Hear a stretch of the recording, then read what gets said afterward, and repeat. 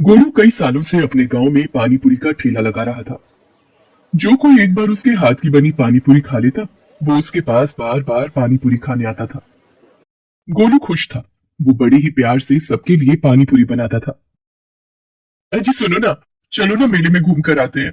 कितने दिन हो गए हमें साथ में बाहर निकले। नहीं लता, देख तो रही हो कितना काम बाकी है अभी। पानी बनाना है, फिर पूरियां भी तो तलनी है। ओफो, ये सब तो रोज ही करते हो। एक दिन अगर आपका पानी पूरी का ठेला नहीं लगेगा तो लोग भूखे मर जाएंगे क्या। बताओ, कहते हैं औरतों को पानी पूरी से बहुत प्यार होता है। तुम अकेली हो जो पानी पूरी से इतना चिढ़ती हो। क्यों ना चिढ़ू। तुम ही बताओ, सुबह शाम बस पानी पूरी बनाने और बेचने में ही लगे रहते हो। मेरी तरफ जरा भी ध्यान नहीं देते। कितने दिनों से कह रही हूँ कि मेला घुमा लाओ, लेकिन तुम मुझे सुनते ही नहीं हो। पता है मेला कल खत्म भी हो जाएगा। अच्छा भगवान, अब नाराज मत हो। चलो घुमा लाता हूँ, पर वादा करो वापस आने के बाद मेरी मदद करोगी पानी पूरी बनाने में। हाँ हाँ कर दूंगी, बस अभी जल्दी चलो। गोलू अपनी पत्नी लता को लेकर मेले में चला जाता है। वो मेला हर साल गांव के बड़ी मैदान में लगता था, जहाँ दूर दूर से आकर लोग अपनी दुकानें लगाते थे। गोलू भी मेले में अपना पानी पूरी का ठेला लगाना चाहता था, लेकिन इसके लिए जो किराया जाता था वो दे पाना गोलू के बस से बाहर था। मेले में पहुंचकर लता अपने लिए खरीदारी करने लगती है, लेकिन गोलू की नजर एक चाट की दुकान पर टिक जाती है। उस चाट की दुकान पर बहुत भीड़ लगी हुई थी।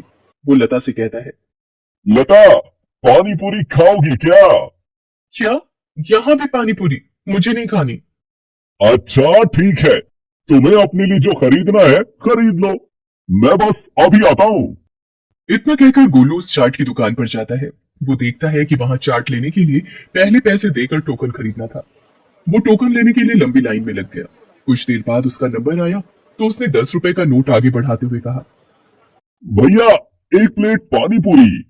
इसमें तो एक ही गोलगप्पा आएगा भाई। 50 की प्लेट है। क्या कहा? 50 की? क्या लूट मचा रखी है भाई। पानी पूरी ही तो है। ये कोई ऐसी वैसी पानी पूरी नहीं है। दिल्ली का मशहूर ब्रांड है हमारा। है? पानी पूरी में भी कोई ब्रांड होता है क्या? अरे जैसे सब बनाते हैं वैसे ही तो बनाते होंगे ना। खुद ही देख लो, पानी के कितने सारे फ्लेवर हैं। और सबसे बड़ी बात, हाइजीन का बहुत ख्याल रखा जाता है यहाँ। ये सड़क वालों की तरह नहीं कि किसी भी पानी में बना दिया, किसी भी तेल में तल दिया। आरओ का शुद्ध पानी इस्तेमाल करते हैं हम, और देसी घी में तली जाती हैं हमारी पूरियां। तुम्हें पता है, बड़े बड़े सेलिब्रिटीज आकर खाते हैं दिल्ली में हमारी पानी पूरी। तो भैया, ये तो बताओ कि दिल्ली छोड़कर यहाँ गांव में क्या कर रहे हो? हम खुद नहीं आए, हमें मेले के आयोजनकर्ताओं ने बुलाया है, ताकि गांव के लोगों को भी हमारी खास चाट चखने का मौका मिल सके। चलो अब और टाइम बर्बाद मत करो। पानी पूरी खानी है तो निकालो 50 का पत्ता, वरना रास्ता नापो। हाँ हाँ, रुको, देता हूँ पैसे। मैं भी तो देखूं, ऐसा क्या खास है तुम्हारी पानी पूरी में? गोलू 50 रुपए देकर एक प्लेट पानी पूरी खरीद लेता है और फिर उसे खाने लगता है। हम्म, ठीक सी ही है। उतनी खास तो नहीं जितनी कि ये बोल रहा था। ये देखो, मुझे एक प्लेट के 10 रुपए देने में इन गांव वालों को कितनी आफत पड़ती है, और यहाँ लाइन लगाकर लूटने को तैयार खड़े हैं। गोलू ये सब सोच ही रहा था कि तभी लता उसके पास आती है और गुस्से से कहती है, ये क्या, घर में पानी पूरी कम है क्या जो यहाँ इतनी महंगी पानी पूरी खा रहे हो। लता, वो मैं देखना चाहता था कि इसकी पानी पूरी में ऐसा है क्या जो इतनी महंगी होने के बाद भी लोग यहाँ लाइन लगाकर खड़े हैं। कुछ खास नहीं है, बस नाम बड़ा है। लोग यहाँ एक प्लेट खाएंगे और पूरे साल बड़ी शान से बताएंगे कि दिल्ली वालों की पानी पूरी खाई थी उन्होंने मेले में। अच्छा, ऐसा है क्या? हाँ ऐसा ही है। चलो अब घर चलते हैं। मुझे जो चाहिए था मैंने सब खरीद लिया, और घर चलकर तुम्हारी पानी पूरियां भी तो बनवानी है। अरे हाँ, चलो चलो जल्दी चलते हैं। गोलू और लता घर वापस आ जाते हैं।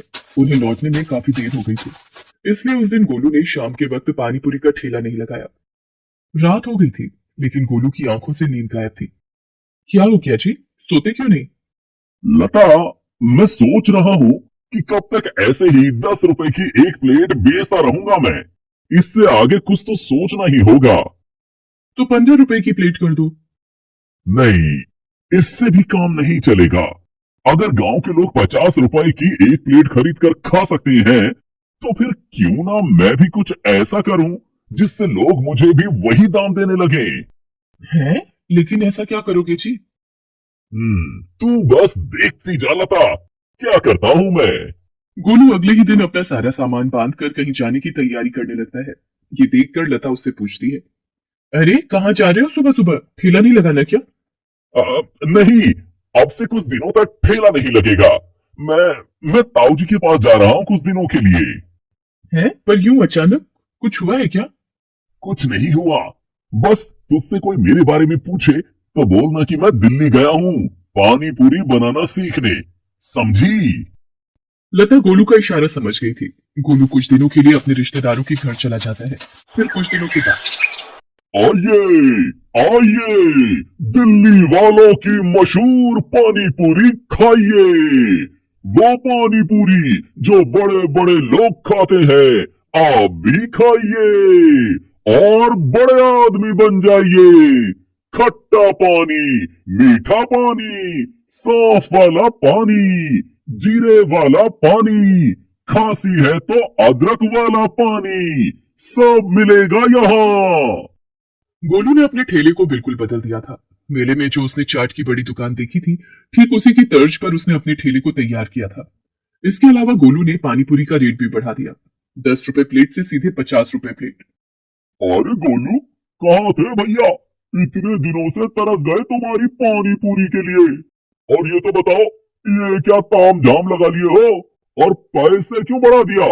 10 से 15 करते, 20 करते तो समझ में भी आता, सीधे 50 रुपए। क्या चाह रहे हो भैया?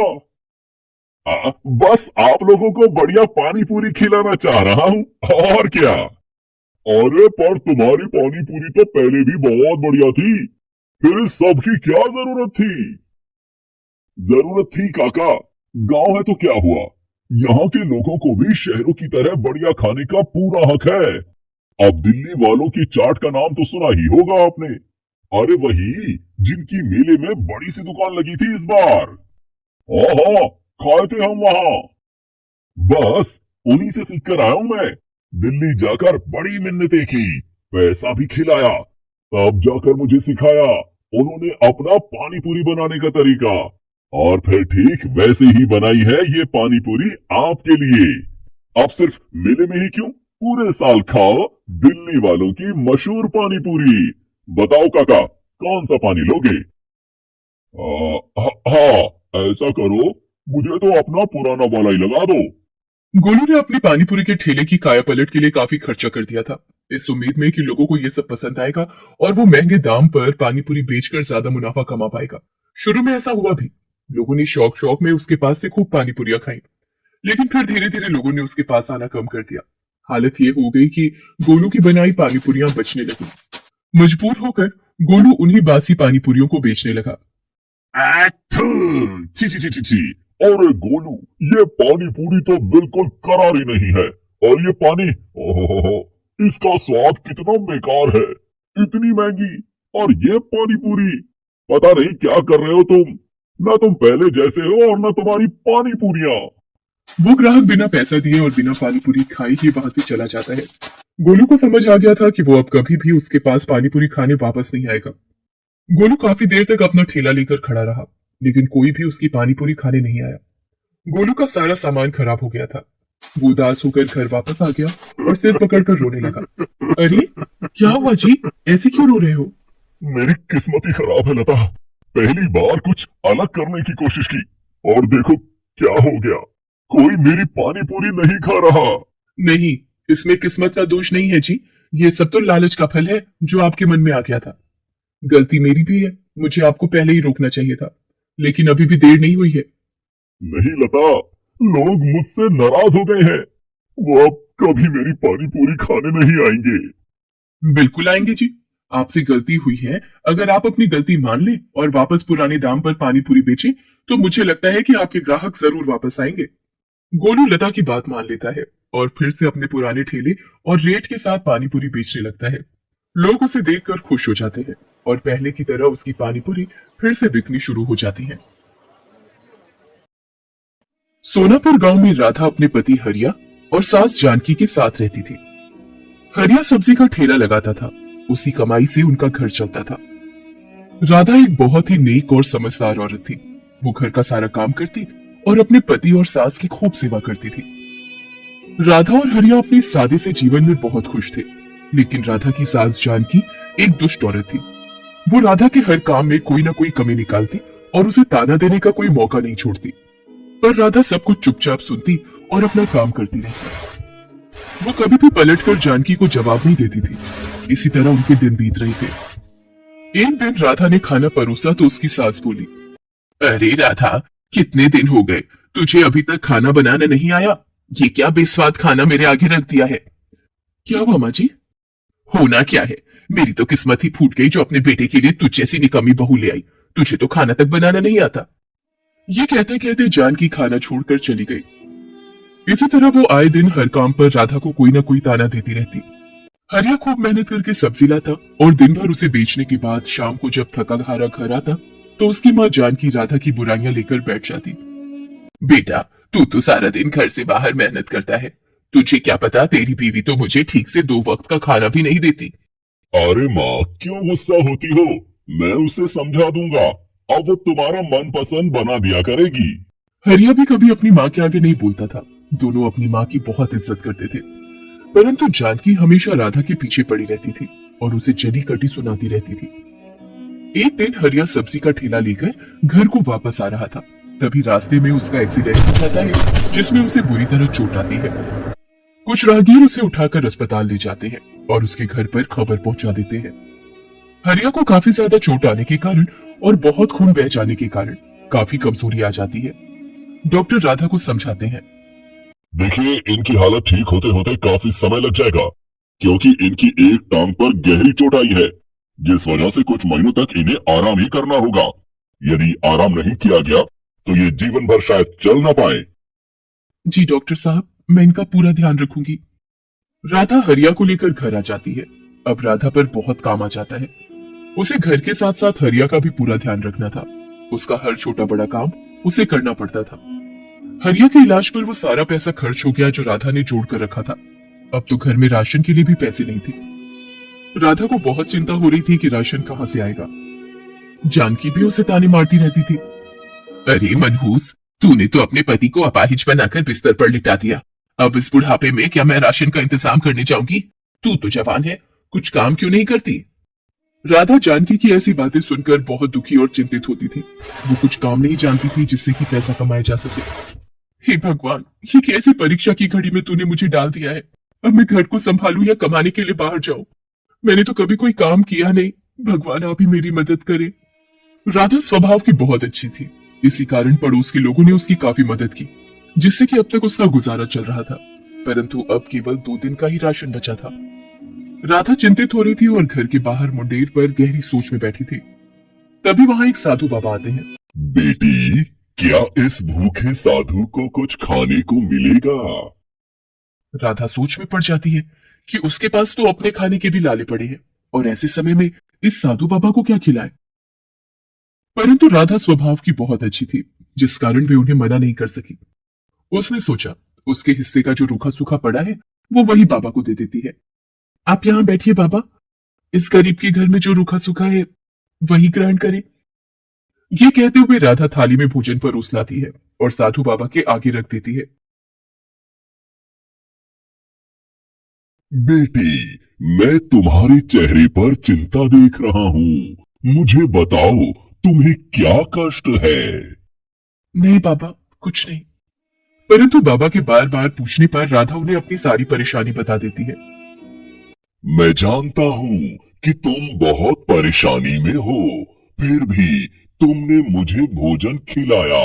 तुम एक बहुत नेक औरत हो, इसीलिए मैं तुम्हारी मदद करना चाहता हूँ। आप मेरी मदद कैसे करेंगे?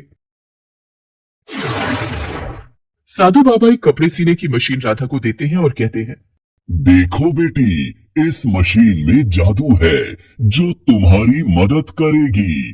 तुम इसे अपने पास रखना। तुम्हें जो भी सिलना आता है, तुम वही कपड़े सिलना शुरू करो। बाबा, मुझे तो केवल बच्चों के कपड़े सिलने आते हैं, परंतु मैं घर से बाहर नहीं जा सकती क्योंकि मुझे अपने पति का भी ख्याल रखना होता है। हाँ, मैं सब समझता हूँ बेटी, तभी तो मैंने तुम्हें ये जादुई मशीन दी है जो तुम्हारी मुश्किल आसान कर देगी। तुम घर बैठे ही बच्चों के कपड़े सिलना।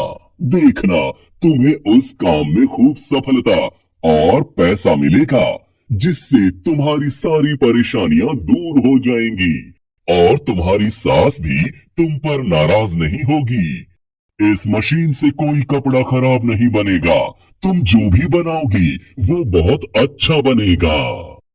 आपकी बहुत कृपा साधु बाबा, आपने तो मेरी परेशानी हल कर दी। अच्छा, अब मैं चलता हूँ। तुम जल्दी अपना काम शुरू कर दो। ये कहते हुए साधु बाबा वहां से चले जाते हैं और राधा वो मशीन अपने कमरे में रख लेती है। अगले ही दिन से राधा बच्चों के कपड़े सिलने का काम शुरू कर देती है। आस पड़ोस में कुछ घरों के लिए वो कपड़े सिलती है जो कि सभी को बहुत पसंद आते हैं। अरे बहन, तुमने मेरी बेटी का जो फ्रॉक बनाया था वो मेरी सभी सहेलियों को बहुत पसंद आया। वो सभी तुमसे कपड़े सिलवाना चाहती हैं। हाँ हाँ, क्यों नहीं, तुम उन्हें मेरे घर ले आना। इस तरह से राधा का काम सभी को बहुत पसंद आता है और उसके पास कपड़े सिलवाने वालों की भीड़ बढ़ती जाती है। बाबा के आशीर्वाद से राधा का काम खूब फलने फूलने लगता है। अब वो घर पर रहकर ही अपने पति का ध्यान भी रखती और कपड़े सिलने का काम भी करती है। इस तरह काम चलने के बाद राधा के घर में खूब पैसे आने लगते हैं और उनके घर में किसी चीज की कोई कमी नहीं रहती। वो अपने पति और सास के लिए खाने पीने की खूब चीजें लाती है। उसकी सास उसे किसी प्रकार का ताना नहीं दे पाती। हरिया की तबीयत भी दिनों दिन ठीक होती जाती है और वो एक दिन राधा से कहता है, राधा, अब मेरी तबीयत काफी ठीक हो गई है। मैं भी तुम्हारे साथ तुम्हारे काम में मदद कर सकता हूँ। तुमने मेरी इतनी सेवा की और मेरे घर माँ का भी ध्यान रखा, साथ साथ तुमने ये काम भी चलाया। मैं तुम्हारा शुक्रिया अदा करना चाहता हूँ। ये सब बातें सुनकर राधा की सास भी शर्मिंदा हो जाती है और अपनी बहू से कहती है, बेटी, मुझे माफ कर दो।